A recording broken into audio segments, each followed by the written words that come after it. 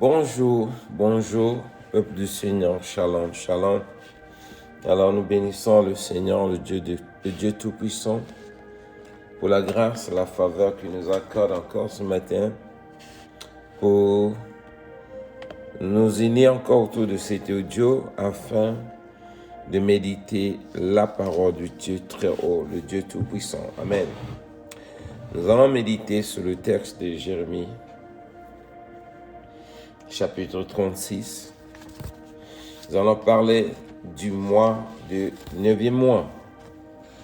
Le 9e mois qui consiste à s'humilier, à méditer la parole de Dieu afin que nous soyons transformés.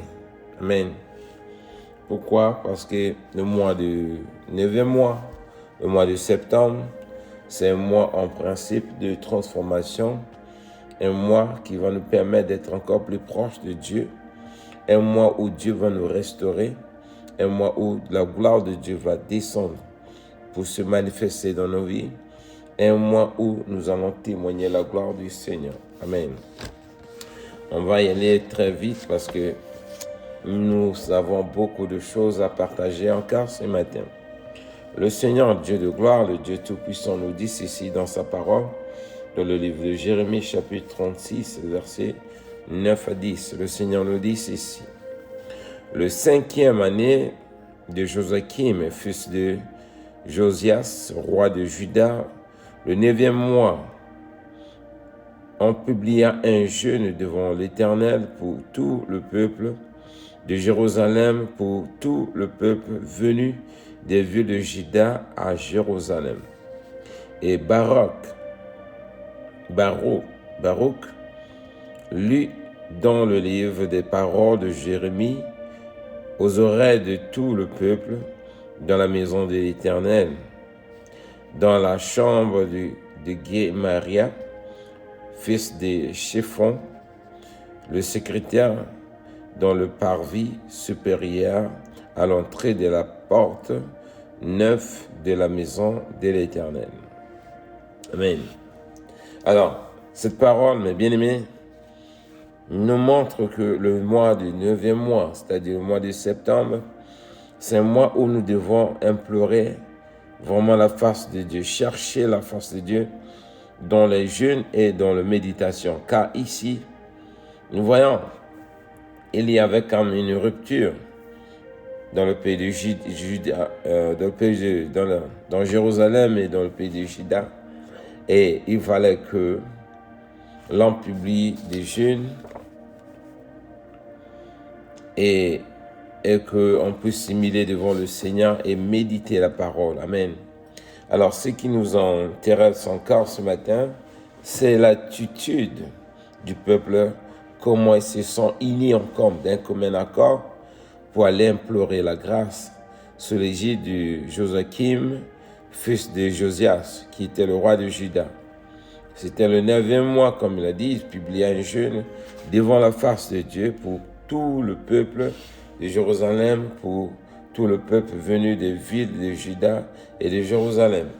Alors, quand on publie un jeûne, mes bien-aimés, devant Dieu, c'est pour venir reconnaître que nous avons failli, nous avons commis des sacrilèges et qu'on implore la grâce de Dieu, sa miséricorde, pour ne pas que sa colère ne s'enflamme contre nous. Amen. Alors nous voyons pendant ce jeûne, et ils ont pris la parole du Seigneur, la parole de Dieu, pour la méditer en la lisant devant le peuple. Et voilà, la parole nous dit quoi? Ceux qui étaient venus de Juda, de Jérusalem, le peuple était uni pour entendre la parole. Amen. Mais ce qui nous intéresse ce matin, c'est l'attitude de Baruch, qui lisait cette parole. La parole de Jérémie, c'est que Jérémie avait parlé et ils ont écrit cela et ils se sont réunis pour pouvoir relire ça devant le peuple. Amen. Mais regardez comment, après avoir lu cette parole, et Michée, dans le verset 13, le Seigneur nous dit ceci dans sa parole, et Michée leur rapporta toutes les paroles qu'ils avaient entendues lorsque Baruch lui lisait dans le livre aux oreilles du peuple. Alors tous les chefs envoyèrent vers Baruch Jardi, le fils de Netania, fils de Shelemia, fils de Koshi, pour lui dire: prends en main le livre dans lequel tu as lu aux oreilles du peuple, et viens. Baruch, fils de Nérija, prit en main le livre et se rendit plutôt auprès d'eux. Il lui dit: assieds-toi, et il le lit à nos oreilles, et Baruch lui à leurs oreilles. Amen. Lorsqu'il eut entendu cette parole, toutes les paroles, ils se rendèrent avec effroi, et les uns les autres, ils disaient à Baruch: nous rapporterons au roi toutes tes paroles. Amen.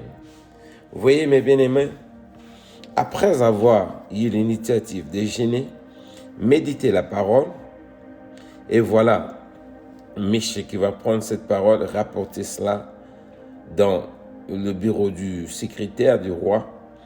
Irénée s'éteint l'administration du roi.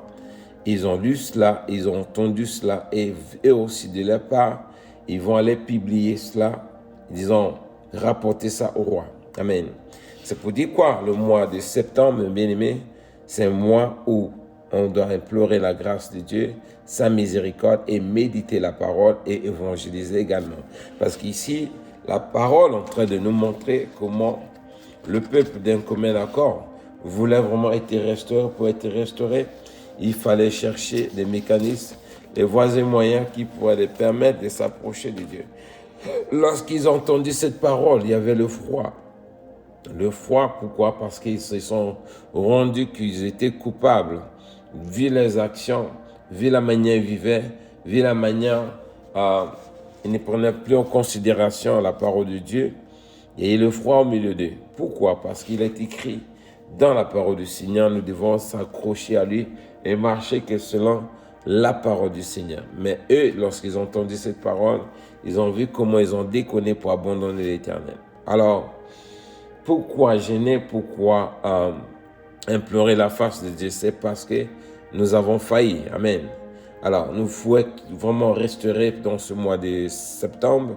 Nous vraiment chercher la face de Dieu, parce que en cherchant la face de Dieu et en partageant cette parole, il y a un bonheur qui est attaché derrière, comme le dit dans le livre de Jérémie chapitre 7, verset 5.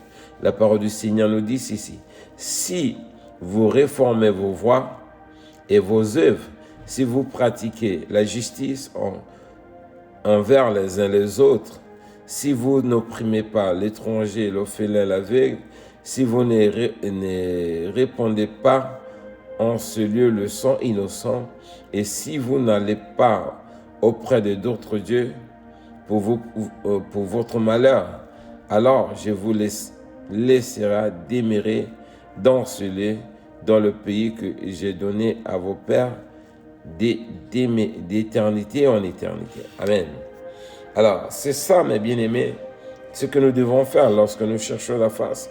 L'objectif, c'est de réformer nos voies et nos œuvres, afin de pouvoir pratiquer la justice envers les uns les autres. Mais nous voyons, nous gênons, nous implorons la face de Dieu, mais nous continuons toujours à opprimer les autres. Nous continuons toujours à opprimer l'orphelin, la veuve et l'orphelin.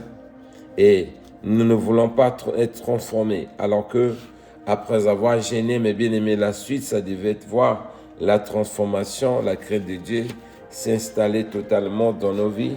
Et c'est ainsi, Dieu pourra se glorifier dans nos vies. Amen. Donc, ce mois, mes bien-aimés, c'est un mois où nous devons réformer nos voies, nous devons chercher vraiment à naître véritablement de l'eau et de l'esprit, afin que Dieu soit vraiment celui qui sera notre guide total, parce que les temps sont mauvais, mon bien-aimé. Amen. Parce que si nous voyons, il y a la méchanceté de gauche à droite partout, c'est parce que la crainte de Dieu a disparu dans nos vies, dans nos générations, ne fait que dans nos vies. Amen. Et nous voyons partout dans le monde, c'est les mêmes. Nous avons vu, il y a une vidéo que je suivais, quelqu'un s'est déguisé un mendiant. Il avait vraiment des moyens, il voulait aider des gens, mais il s'est déguisé un mendiant pour demander juste un morceau de pain, quelque chose à manger.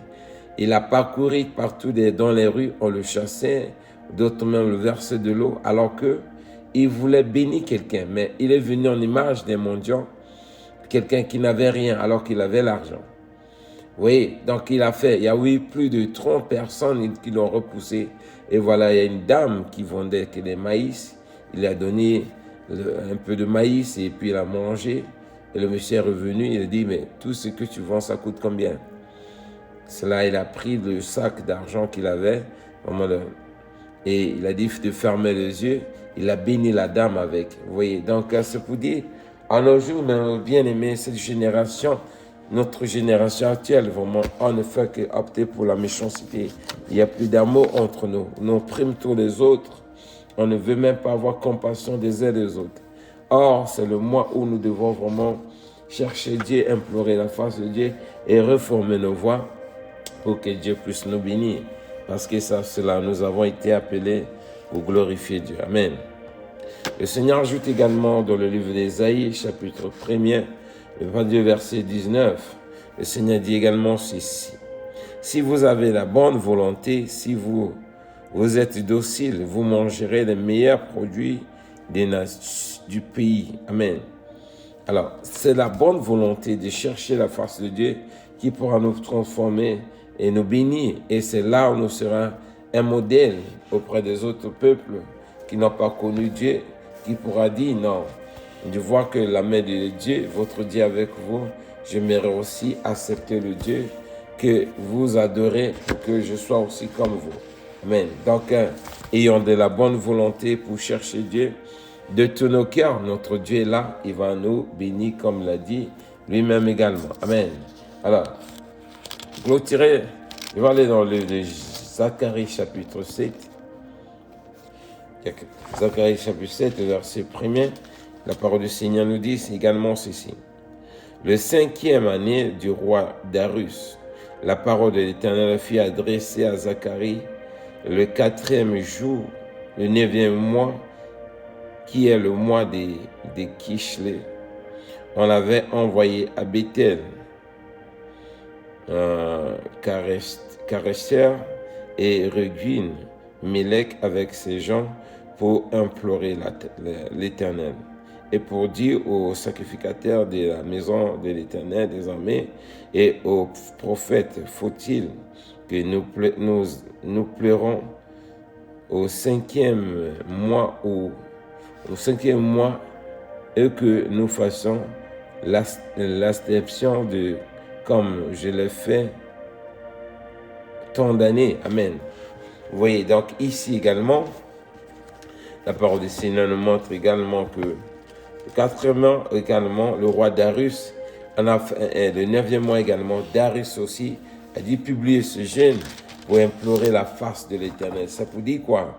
C'est vraiment important de comprendre, de lire aussi des saisons, de mois, pour comment manifester également notre foi. Parce que si nous faisons des choses sans se rendre compte de ce que nous sommes en train de faire, nous n'aurons pas une foi vraiment faible. Mais quand nous lisons la parole du Seigneur et que nous pratiquons ce que nous lisons, Dieu va nous bénir promptement parce que c'est lui qui recommence cela. Alors, pourquoi implorer la face de Dieu? Parce que l'objectif, c'est qu'il faut que nous soyons transformés. Amen.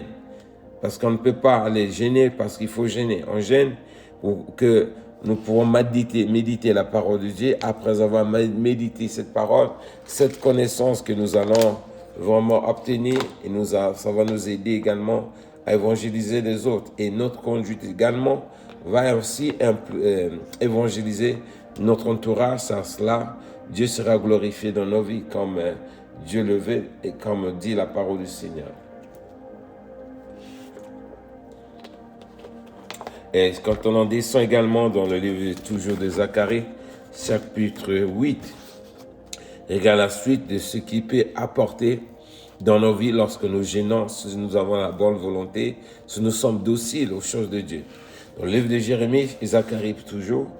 Zacharie chapitre 8, verset 20 à 23, le Seigneur ajoute ceci dans sa parole. Verset 20 à 23. Ainsi parle l'Éternel des armées, il viendra encore des peuples et des habitants d'un grand nombre de villes. Les habitants d'une ville iront à l'autre en disant, allons implorer l'Éternel et chercher l'Éternel des armées, nous irons aussi.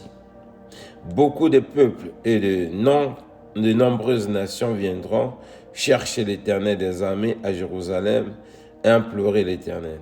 Ainsi parle l'Éternel des armées, en ce jour-là, 10 hommes de toutes les langues des nations saisiront les Juifs par les pans de son vêtement en diront, nous irons avec vous car nous avons appris que Dieu est avec vous. Parole du Seigneur.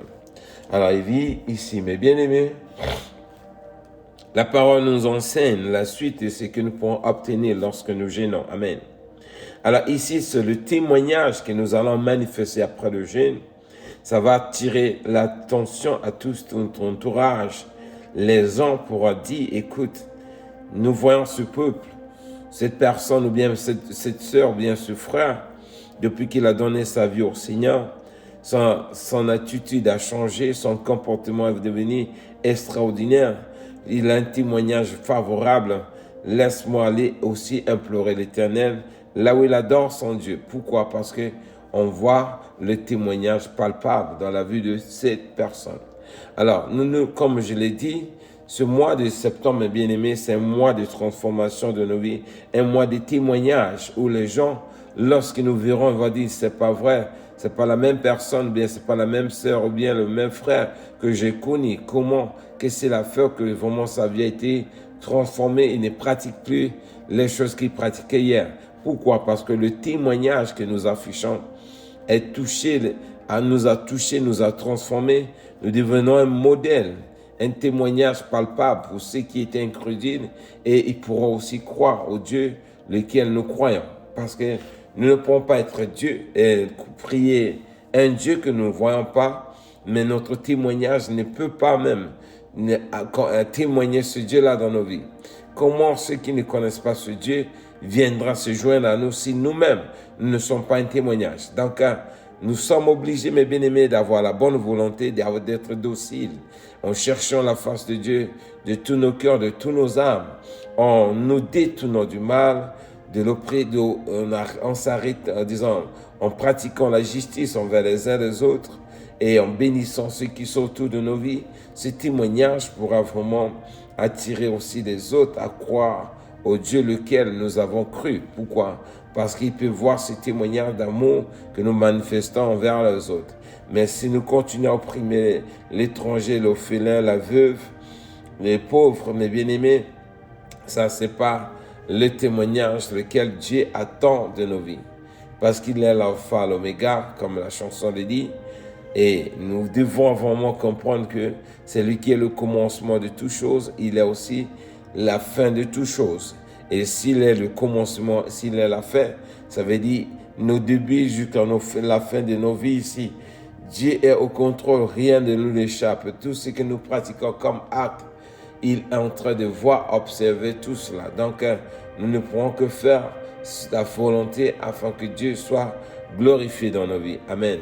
Donc, c'est un peu l'encouragement qu'on avait à partager ce matin, que vraiment le Saint-Esprit nous aide et qui nous donne la force, le courage de continuer à méditer tel que la parole du Seigneur, tel que Dieu nous recommande. Amen. Que Dieu nous bénisse, que Dieu nous protège. Shalom, shalom. On se retrouve prochaine fois par la grâce du Seigneur.